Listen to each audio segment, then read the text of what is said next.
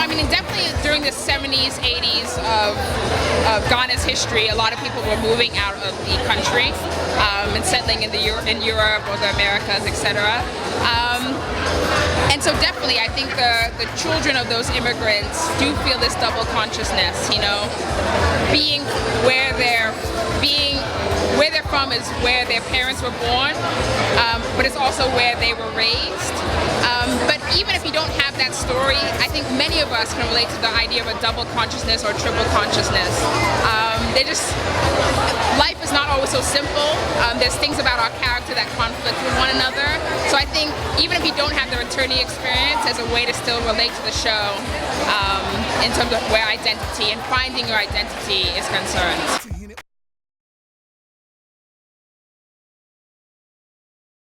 It was supposed to be made now. That's all. That's all. I was waiting for the right time. And now is the time.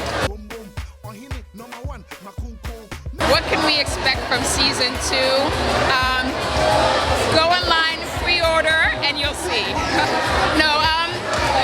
More stories that are just real. With me when I write, I'm just people watching, I'm listening. And so just more stories that can really resonate and more stories that can touch you and more stories that can just make you laugh. That's it.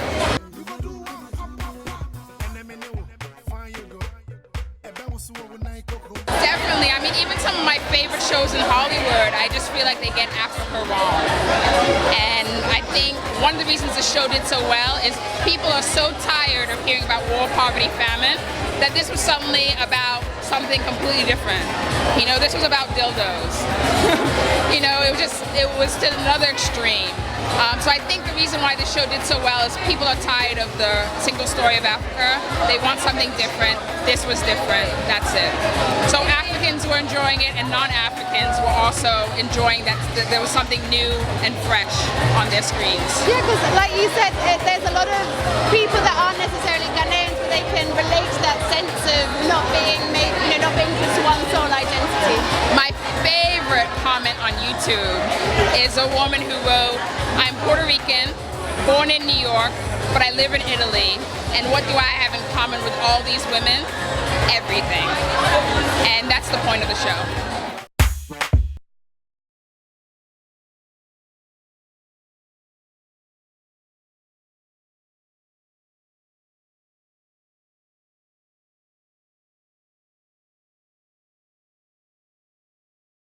And that happens for the characters, that happens for me personally. So I love that an African city is around to capture this specific group of women.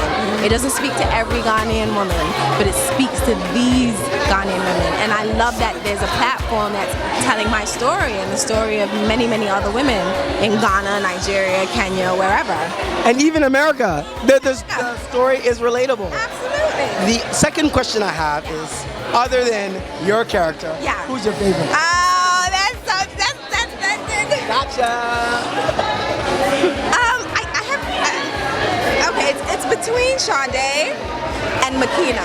I love Sade. Yes, I love Sade. Sade is funny, consistent. She's like Samantha. She is just like Samantha. Yeah. She's witty. She's funny. She's amazing. But Makina in season 2 is hilarious. Okay, I can't wait. And she's just focused and she's out there open. So I'm really loving Makina in season 2 as well. Awesome. Yeah. Now, the last question, and for me, I think the most important question, people always ask me, why did I come back to Africa? And, it's home. But what would you tell a young woman interested in coming back? What would she expect, and what would you tell her? I would tell her to do it. The first thing is just come back. There are a million things that will frustrate you. There are a million reasons why you might want to go back. But if this is home, you will find a million reasons to stay. Okay. It's home. It's where for me personally, it's where I'm most at peace.